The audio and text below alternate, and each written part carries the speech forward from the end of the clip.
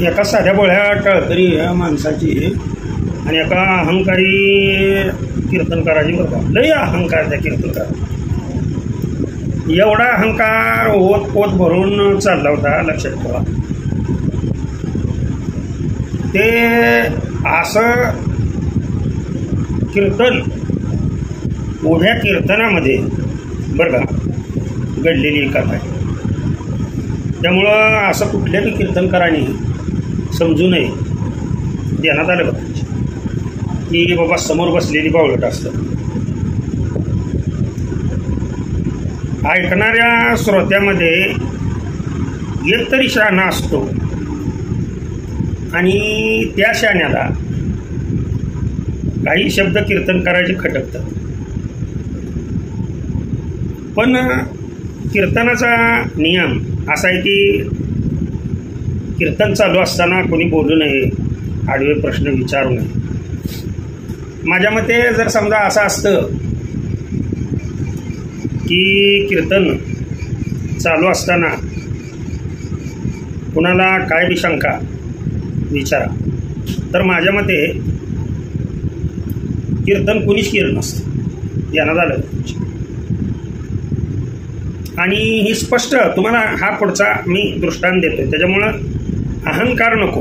वैष्णव आणि वैष्णवाच्या ठिकाणी अहंकार नको. माझा गाथापाठ आहे काय शुद्ध, तू काय बोलायचं माहिती आहे का, शुद्ध मराठीमधून कोणाकडचा कीर्तन करावं, त्याचं मराठीवर जास्तच प्रेम होतं. आलं का लक्षात. कीर्तनाचे नियम सांगायला कीर्तन आहे, कीर्तन हे मराठीतूनच व्हायला पाहिजे आहे. अलीकडं लोक कीर्तन इंग्लिशमध्ये करतील काय, ते असं भाषेवरती प्रभुत्व म्हणजे भाषेला नावं ठेवायला. ती लोक समोर बसलेली ऐकून घेत होती. त्याला असं वाटायचं की माझ्यासारखं मराठी शुद्ध बोलायचं, अतिशय शुद्ध. तुम्हाला टाळकऱ्याच नाही म्हणायचं, गायनाचार्याच नाही म्हणायचं. तुम्हाला प्रमाण नीट देता येत नसेल तर देऊ नका. काय शुद्ध मराठी बोलता येत नसेल तर बोलू नका, असं म्हणत होता तो. मराठी बोलू जाणं आमच्यासारख्यानीच. मग ती समोरच्याला लईच किरकोळ समजायला लागतो. मग आता एकदा झालं, दोनदा झालं, अर्ध्या तासात नाही 2 वेळा वाक्य यायची ती. अर्धा तास नव्हे 10-15 मिनिटं झाली की मराठी फक्त मीच बोलू जाणे. आम्ही नंतर शब्द आला मीच बोलू जाणे. माझ्यासारखं मराठी कोण बोलूच शकत नाही असं, किंवा माझ्यासारखा मराठीतला अभंग कोण सोडवू शकत नाही. आता हे सगळं अहंकारी बोलणं झाल्यानंतर समोर बसणाऱ्या तळतऱ्यामध्ये तुम्हाला अडाणी आहेत असा बऱ्याच कीर्तनकारांचा समज असतो की खाली बसलेल्यापैकी बाबा त्या ऐकायला कीर्तन आलेल्यापैकी येडे असतात सगळे, ह्यांना काय येत नाही, आपण काय बी बोललं तरी चालतं. तर आपला तो गादीचा मान राखून ध्यानात आलं का उगाच त्या गादीचा अपमान नको म्हणून आपली लोक गप बसतात. पण हे जर सारखंच चालू हो, हे पुन्हा पुन्हा तोच म्हणायचं वाक्य. माझ्या एवढी कोणच दक्षिणा घेत नाही. मी जेवढी दक्षिणा घेतो तेवढं अख्ख्या महाराष्ट्रात कोण दक्षिणा घेत. म्हणजे हमपणा लय वाढला. ध्यानात आलं, कौतुक सांगायला लागलं स्वतःच. लाख रुपये घेऊन लोक तयार असतात. काय आता रानावनातली लोक हे मांडी घालून नीट बस रे, त्याला समोरच्याला म्हणायचं, त्याच्या वयापेक्षा मोठ्या माणसाला म्हणायचं बाबा तुम्ही बावळट आहे का. कुठल्याही गोष्टीला आपल्यापेक्षा वयोवृद्ध मनुष्याला माळकऱ्यांनी म्हणजे महाराज लोकांनी कशा पद्धतीनं आपल्या आई वडिलांप्रमाणे वागणूक द्यावी. तुमच्या इथं म्हणलं लाख रुपये ही देऊन दक्षिणा देऊन कीर्तनाची तारीख सोडून उगा आमच्या महाराजांनी सांगितलं म्हणून मी आलो असं बोलायला. आणि अहमपणा नाही. मला तुम्ही काय बी विचारू शकता. माझी गाथा पाठ आहे, अलग लक्षात, माझी ज्ञानेश्वरी पाठ आहे. तुम्ही काय बी विचारा, काय बी विचारा, मला काय बी विचारा. असं हे सारखंच अहंकारी बोलणं ज्या वेळेला सुरू झालं त्यावेळेला एक टाळकरी होता आपला साधा बोळा, तो जरा माईक जवळ आला आणि महाराज म्हणला, किती दक्षिणा तुम्हाला ठरली? म्हणला तुला का कशा पाय सांगायची माझी दक्षिणा? नाही म्हणला, किती ठरली तेवढी सांगायची. ती म्हणला 51,000 रुपये ठरली.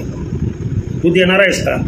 मी नाही देणार म्हणला, पर गाव देणार आहे म्हणला. तुम्ही आता जी बोलला म्हणला काय बी विचारा, काय बी विचारा.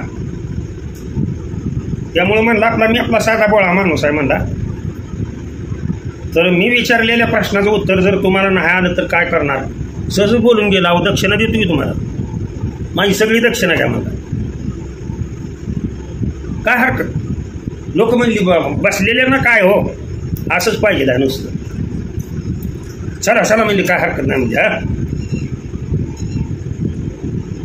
महाराज म्हणली मी दक्षिणा देतो म्हणजे, माझी सगळी दक्षिणा देतो. मग आता बघा म्हणले टाळकरी, म्हणला बघा सगळी तुम्ही साक्षाला आहे. हो हो म्हणले, बुवा विचारा तुम्ही. मग म्हणले मराठीवर लई प्रभुत्व आहे का म्हणले तुमचं? टाळकरी म्हणला बरं काय बी विचारा हो म्हणला तुम्ही, ग्रंथातला असू द्या नाहीतर ग्रंथाच्या बाहेरचा असू, कुठलंही असू द्या म्हणला, काय बी विचारा म्हणला मराठी. तो टाळकरी इतका हुशार होता, लक्षात ठेवा. टाळकरी होता तो, परंतु अगोदर तो ह्याच्यामध्ये मिलिटरीमध्ये होता. ध्यानात आलं. त्यानं प्रश्न विचारला, म्हणला पोलिसाला मराठीत काय म्हणतात तेवढं सांगा. काय म्हणला विचारला म्हणला प्रश्न. अरे पोलीस हाच मराठी शब्द आहे. काय म्हणला तुम्हाला डोकं बी काय म्हणला? पोलीस हा इंग्लिश शब्द आहे म्हणला, लिहून दाखवा म्हणला पोलीस मला. त्यानं लिहून दाखवला, हा मराठी शब्द नाही म्हणला, हा इंग्लिश आहे म्हणला, तुम्ही याला उच्चारलेला आहे. काय पोलिसाला मराठीमध्ये काय म्हणतात? काहीतरी असलं बावळटवाणी म्हणले, प्रश्न विचारू नको म्हणले. लोकही म्हणायला लागले, अहो पोलिसाला पोलीसच म्हणतात. आता ह्यांना काय माहिती आहे? तेव्हा मिलिटरीतला माणूस. बरं जाऊ द्या म्हणला, माझा एक दुसरा प्रश्न आहे का, तुम्ही ती अंगावर काय घातलाय, मग खाली काय घातलंय, वर काय घातलंय? ती मला खाली धोतर घातलंय म्हणला आणि वर शर्ट घातलाय. ठीक आहे म्हणला, शर्टाला या मराठीत काय म्हणतात तेवढं सांगा. आता पुण्याकडचा माणूस ती बघा, अहंकारी लोकांची देव सुद्धा कशी जिरवतो. आता पोलिसाचं गेलं कसं तरी खपून,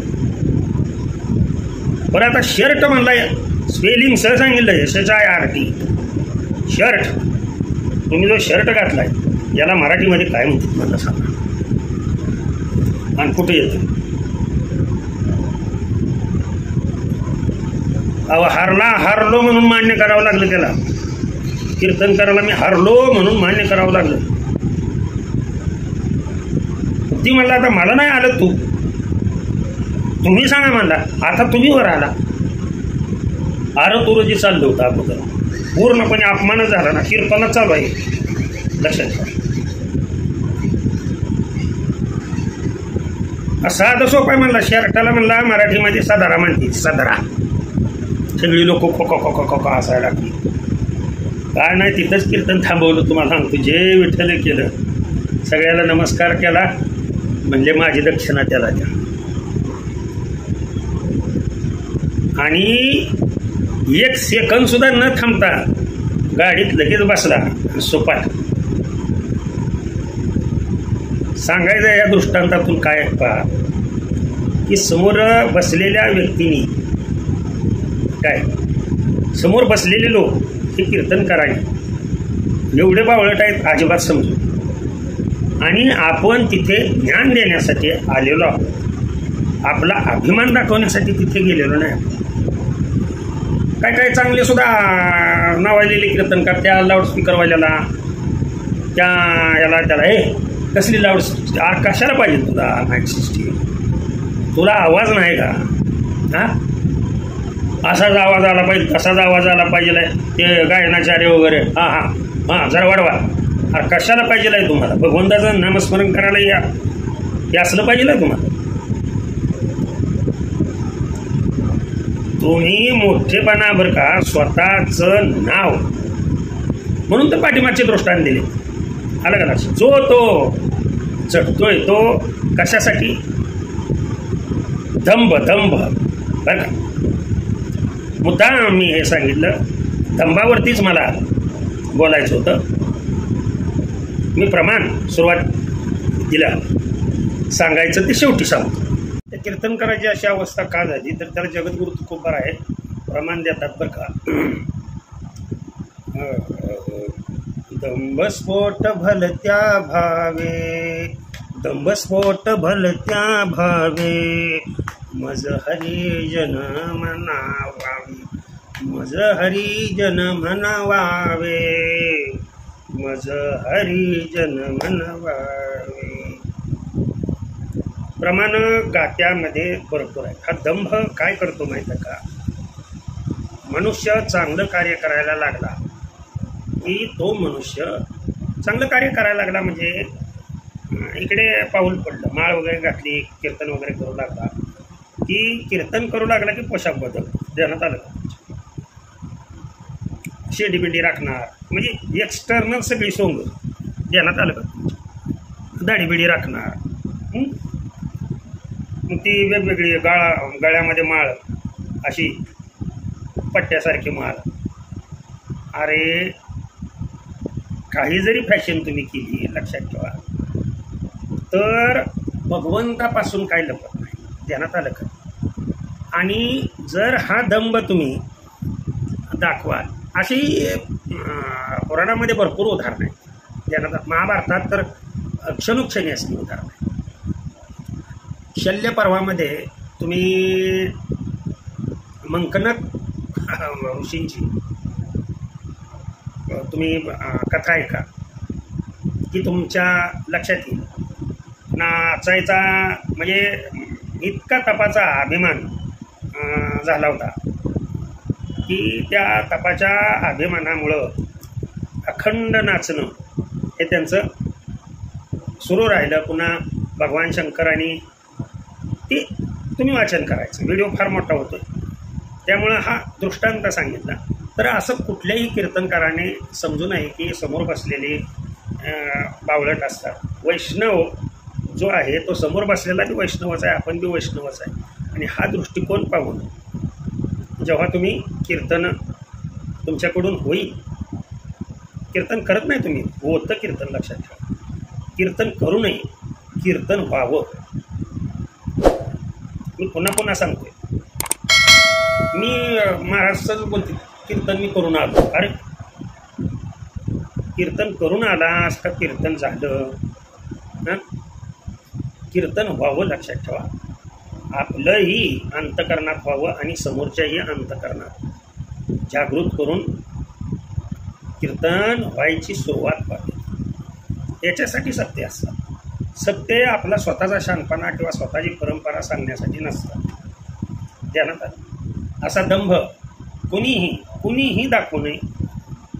देवाला तो दंभ आवडत नाही. मग तो गायनाचार्य असेल, मृदंगाचार्य असेल, कोणी असेल, कुणाच्या नाही कुणाच्या रूपामध्ये तो येतो आणि समोरच्याचा दंभ लगेच जिथल्या तिथं भगवंत घालवतात.